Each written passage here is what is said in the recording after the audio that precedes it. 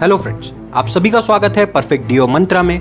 मैं शैलेंद्र श्रीवास्तव आज एक नया टॉपिक, नया कॉन्सेप्ट लेकर के आप लोगों के सामने हाजिर हुआ हूं। आज का जो हमारा टॉपिक है वो है role of a development officer. हर development officer the day he got recruited उसे पता होता है कि उसका रिक्रूटमेंट किस चीज के लिए हुआ है, लेकिन प्रॉब्लम यह है कि शुरुआत में तो हम पूरी एनर्जी झोंक देते हैं एजेंट्स रिक्रूट करने में, उनसे बिजनेस करवाने में, क्योंकि वो हमारे सर्वाइवल का पॉइंट होता है और हम अपनी पूरी जान झोंक देते हैं और उसके बाद किसी ना किसी तरीके से उस एजेंट्स को रिक्रूट करा करके उनसे काम निकलवा ही लेते हैं। असली प्रॉब्लम शुरू होता है 1 साल के बाद। प्रोबेशन खत्म हो गया और हम लोग आ जाते हैं कंफर्ट जोन, लेकिन यही सही समय होता है एफर्ट जोन में आने का, ना कि कंफर्ट जोन में आने का। Comfort zone is the killing of everything in your life. He is the most dangerous killer. हमें करना यह है कि we need to get updated and upgraded. Technology के हिसाब से भी बदलना है और खुद में भी बदलाव लाना है, पर्सपेक्टिव चेंज करना है। और यही कोशिश मेरी रहेगी आपके इस सीरीज में कि आपके पर्सपेक्टिव को, आपको काम करने के तरीके को, ढंग को कुछ ना कुछ तरीके से बदल करके रखो। तो दोस्तों, आज हम बात करेंगे role of a development officer. हमारा रिक्रूटमेंट क्यों हुआ था? हमारा रिक्रूटमेंट सिर्फ और सिर्फ 3 चीजों के लिए हुआ था, to recruit, to train and to nurture the agent. Agent को रिक्रूट करने के लिए, उसे ट्रेन करने के लिए और उसे नर्चर करने के लिए। लेकिन दोस्तों, अफसोस इस बात का बहुत ज्यादा है कि हम इसके अलावा हर वो काम करते हैं जो कि हमें नहीं करना चाहिए।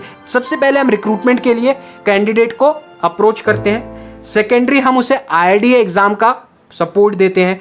उसके बाद हम उसे ट्रेनिंग देते हैं, उसकी प्रोस्पेक्टिंग लिस्ट बनाने में मदद करते हैं। MDRT करने के लिए सपोर्ट देते हैं। पॉलिसी बॉन्ड जब बन के इश्यू होकर के हमारे पास आ जाते हैं तो डिस्ट्रीब्यूट करने में उसको, हर एजेंटों को, अपनी टीम के हर एजेंट को ले जा करके देते हैं। मीटिंग्स कंडक्ट करते हैं। प्रपोजल कंप्लीशन, जो प्रपोजल वो लेके आता है उसके कंप्लीशन में लग जाते हैं। अदर ब्रांच वर्क, बहुत सारे ब्रांच के काम जो रहते हैं वो हम कराते रहते हैं। इवन कई डेवलपमेंट ऑफिसर तो काउंटर पे लग करके रिन्यूअल भी पे करते हैं अपने एजेंटों का। इसके अलावा claims related work, maturity death claim के फॉर्म्स, प्रपोजल फॉर्म्स, बाकी की सारी चीजें जमा करके ब्रांच में जमा करना। इसके अलावा policy servicing, change of nomination, revival, ये सारे काम। दोस्तों, इनमें से कोई भी काम हमारा नहीं है। दोस्तों, ये सारी चीजें करने में मदद करना पड़ेगा हमें, लेकिन आपके पास एक सिस्टम होना चाहिए। आपके पास NB के लिए और PS के लिए, ये 2, इसके लिए आपके पास 2 अलग अलग असिस्टेंट होने ही चाहिए। हम एजेंट को बोलते हैं ऑफिस खोलो, असिस्टेंट रखो, बाकी के कामों में हेल्प मत करो। क्या हमारे पास एक और ऐसी टीम है जो कि एजेंट्स के काम करने में मदद कर सके? क्या हमारे पास खुद का ऑफिस है?